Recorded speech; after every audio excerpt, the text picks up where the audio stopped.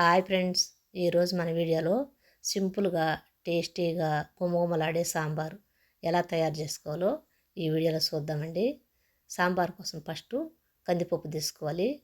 నేనైతే పప్పు కుక్కర్లో ఉడకబెడుతున్నాను. ఈ కందిపప్పు తీసుకున్న తర్వాత వాటర్ పోసుకొని బాగా క్లీన్ చేసుకోవాలి. ఇది క్లీన్ చేసుకున్న తర్వాత ఇందులో మళ్ళీ కొద్దిగా వాటర్ పోసి కొద్దిగా ఆయిల్, పసుపు వేసి మూత పెట్టుకోవాలి. ఇప్పుడు మంట మీడియం ఫ్లేమ్లో పెట్టుకొని 3 విజిల్స్ వచ్చేదాకా ఉడికించుకోవాలి. 3 విజిల్స్ తర్వాత చూపిస్తున్నాను నేను. పప్పు అయితే బాగా ఉడికిపోయింది. ఇప్పుడు దీన్ని మెత్తగా వెనుపుకోవాలి. ఇది వెనిపిన తర్వాత పక్కన పెట్టుకొని ఇప్పుడు పోపు పెట్టుకోవాలి. సాంబార్ కోసం ఆయిల్ వేసుకొని ఆయిల్ వేడెక్కిన తర్వాత మినపప్పు, ఆవాలు, జీలకర్ర వేసుకొని కట్ చేసుకుని ఉల్లిపాయ ముక్కలు వేసి ఇవి ఆయిల్లో వేయించుకోవాలి. ఇవంతా వేగిపోయిన తర్వాత ఇప్పుడు పచ్చిమిర్చి 2 కట్ చేసి వేసుకోవాలి. చిక్కుడుకాయ ముక్కలు, క్యారెట్ ముక్కలు, బీన్స్ ముక్కలు వేసి కొద్దిగా ఇందులో సాల్ట్ వేసుకున్నామంటే ఇవన్నీ త్వరగా మగ్గిపోతాయండి. అందుకని సాల్ట్ వేసుకోవాలి ఇందులోకి.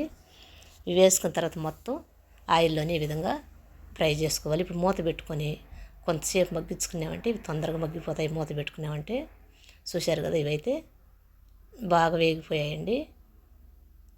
ఇప్పుడు ఇందులోకి టమాటా ముక్కలు వేసుకోవాలి. కొద్దిగా ఇంగువ వేసుకోవాలి. సాంబార్లో అయితే తప్పనిసరిగా ఇంగువ అనేది వేసుకోవాలి. అప్పుడు సాంబార్ వచ్చి మంచి స్మెల్తో గుమగుమలాడుతుందండి. ఇవన్నీ వేగిపోయిన తర్వాత ఇందులోకి రుచికి తగినంత కారం వేసుకోవాలి. సాంబార్కి కారం, పులుపు వచ్చి తక్కువగానే వేసుకోవాలి. అప్పుడు సాంబార్ అనేది టేస్ట్ బాగుంటుంది. నేను ముందుగానే కొద్దిగా చింతపండు నానబెట్టి చింతపండు పులుసు తీసి పెట్టాను.